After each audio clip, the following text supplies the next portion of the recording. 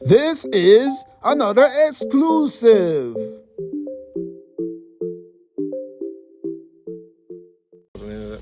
Anyway, I went into the store. They sell papers, right? Uh-huh. St. Catherine's Standard. So I go in and I go to see if my name is in there with a horse. I open up the sports section. There's nothing. Not a thing. I went, what the hell? So I closed it up, threw it back down on the pile. There's many. And I was walking out. Another man coming in and weighed about 300 pounds. I don't know. He says, you look like the guy on the front page of the paper. I said, what? I turned around. I went over. Sure enough, I'm on the front page of the Standard paper with 3 photos of me winning the race and jumping in the lake. And it was all in color. I couldn't believe it, so I bought all the papers. I must have bought about 15 papers. I bought them all. Took them home. That's how vain I am.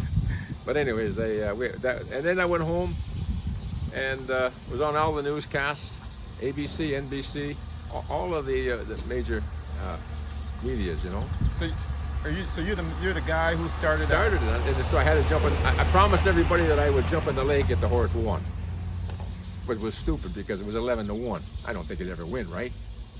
Well, when he won, they made me. I was up in the clubhouse. They made me come down from the clubhouse into the winner's circle and fulfill my promise, and I did. I took my jacket off and my shoes, and I jumped into the lake. And they got that a picture of all over the place. But anyways, it was my 15 minutes of fame. Every time I go into the track, and for the next 4 or 5 years, they used to say, "How's the water today? Or or you're jumping in the lake today, or what? There's a water boy." But I think if I ever die soon, what they'll have on my gravestone is the man who jumped in the lake. So it was a hell of an experience, a lot of fun. It was the most fun I've ever had. Hey, look, Bob, let the people know who you are again, man, so people know exactly who we're talking with. Oh, they all know who I'm talking about. Robert Elkins. Robert Elkins. And how many years you been around here, man? Since 87. You've been around here 87 years. Yeah, I retired when I was 42. I'm 80 now. So that tells you how long I've been around. You know, I meet a lot of people who've got over 40 years on the racetrack. And each and all of them still got a sparkle in their eye. Yeah, when I was a teenager, I used to hot walk for Frankie Merrill over here in Barn 1. And he was the top trainer in North America at that time. And I was hot walking, didn't know him for him. Every time we won a race, I get $2 every paycheck. So I worked for him for 2 years, and that's how I got it in my blood, you know. Like I kept thinking about horses when I moved away. I moved to New Orleans, I moved to Sarnia, I moved to Quebec. And when I came back, I had enough money to buy horses, you know, because I'd worked most of my life, all my life, actually, since I was 42. Then I started buying horses, having fun. Were you always a horseman? Always. Always a horseman? Well, no, I was an instrument electrical tech supervisor all my life in these big oil refineries. I had a big crew that I managed and I worked with. There were 32 of them that worked for me. I was their supervisor, and we maintained the plant electrical and instrumentation wise. I had to get all the work done and paid me good for it, made a lot of good money. And I came back to Canada after living in New Orleans for 5 years, and I retired. I didn't need to work anymore. I made a lot of money. What's the experience like in New Orleans versus here in Ontario? Oh, well, it's hot down there and humid, and you don't have air conditioning. You just can't stand it. It's it's the worst thing you've ever seen. You can work in the control room at the plant. It's nice and air conditioned. You walk out, it's like going into an oven. I swear to God, it's really hot, and we get hurricanes. When we get a hurricane, it takes us 3 days to shut the plant down and 3 days to bring it back up again. So as soon as we know a hurricane's in the Gulf, we don't know what direction it's going to go because it just sits there for a day or so.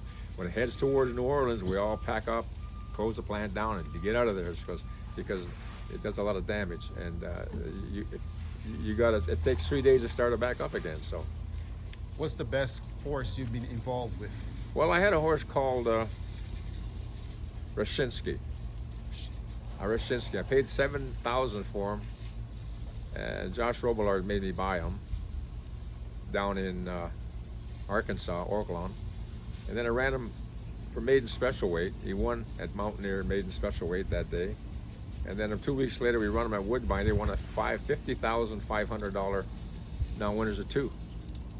So I was kind of happy with that kind of money and kind of experience. I thought I had a good Woodbine horse finally, but it never worked out to that way. I had a partner who claimed the horse on me. Didn't know about it when he ran in Mountaineer. I didn't know he claimed him. He told me, hey, we got a horse claim. I said, oh, well, that's good. But I didn't know it was him. He got his buddy to claim it in Oaklawn down in Arkansas. And so what I did was I told my wife, I said, listen, the next time he runs, I'm going to bet him to win. I'm going to bet a try. So 2 weeks later, he was entered to run at Mountaineer. And he went off at something like 12-1. So I bet him and all. I won $5,000. The horse won. And then I confronted my partner and we dissolved the relationship because I found out he took the horse on me without my knowledge.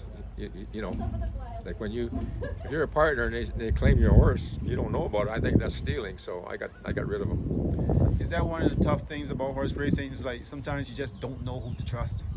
It's a tough race. It's a tough industry.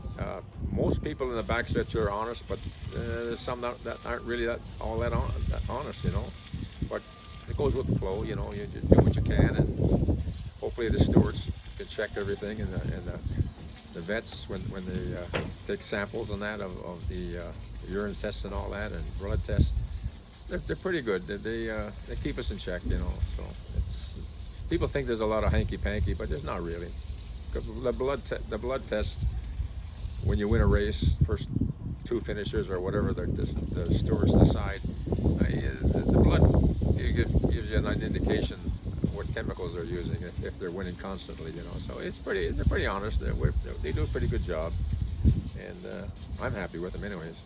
Now, as the years go on, are you still excited in the mornings? Yeah, I just bought a horse at an auction down in Kentucky, Maryland, about a month ago, as a 2-year-old. We've never had a 2-year-old before, because the purses are so big at Woodbine. They're $111,000 for a maiden 2-year-old, so we thought I would try our luck, but it didn't pan out that good. The horse wasn't ready yet, so he finished last. Which, you know, we're all familiar with finishing last. There's ups and downs in this game. You just got to go with the flow and just keep going, you know. Sooner or later, we'll get him to the winner's circle, I'm sure. Maybe not this year, but it's just something you do. In fact, I buy around 8 to 10 horses every year, because if one doesn't make it, you know, the other ones pick up the loss, you know, and that's the way I look at it. People who buy one horse are really gambling, because if you pay 10, 15, 20,000 for a horse, and he comes back after the race sore, or in other words, lame or whatever, you might as well take that money and just flush it down the toilet, because you're not going to get it back.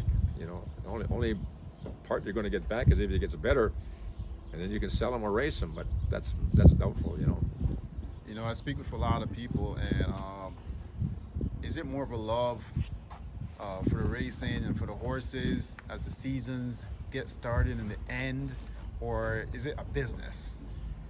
It's a business for most people, but for me, it's just a pleasure thing. It's a hobby.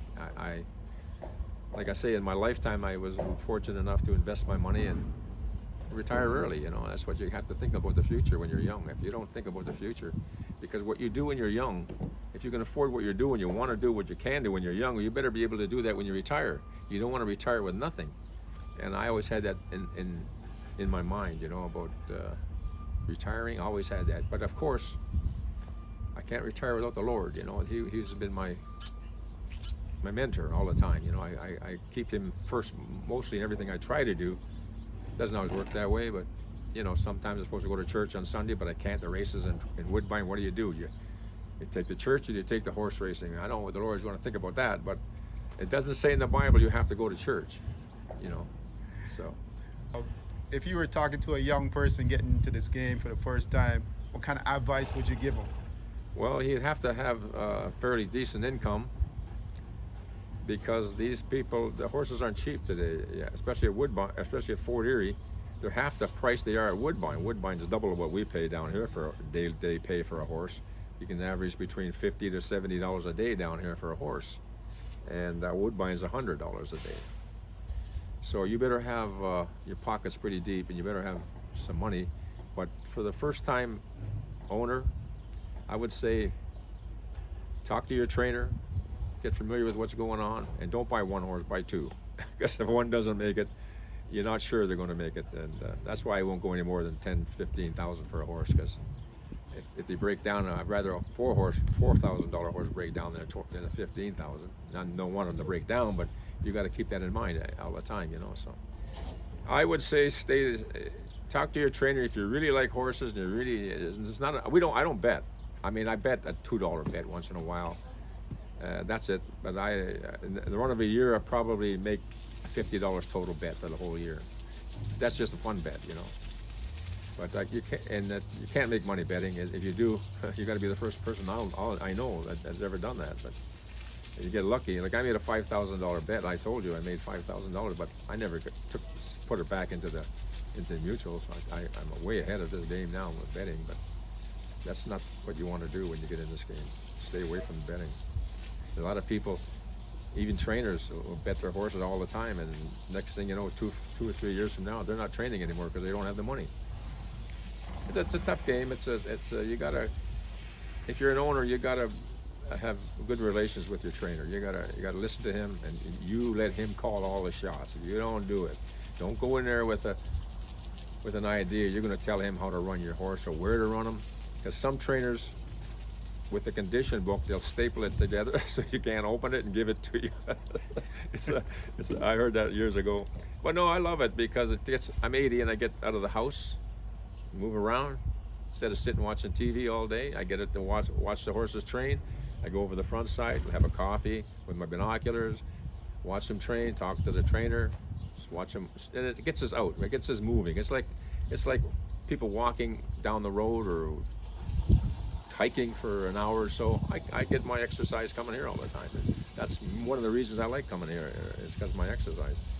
Anyways, I love the sport, and I'll probably die in the sport, you know. Keep it that way. My wife loves it too. I got her involved. She owns most of my horses because I let her have them. You know, I don't care about the glory. I just want to keep her happy. And there's only two things I want to make people happy in this world, and that's the Lord and my wife. The rest you can all kiss me arse.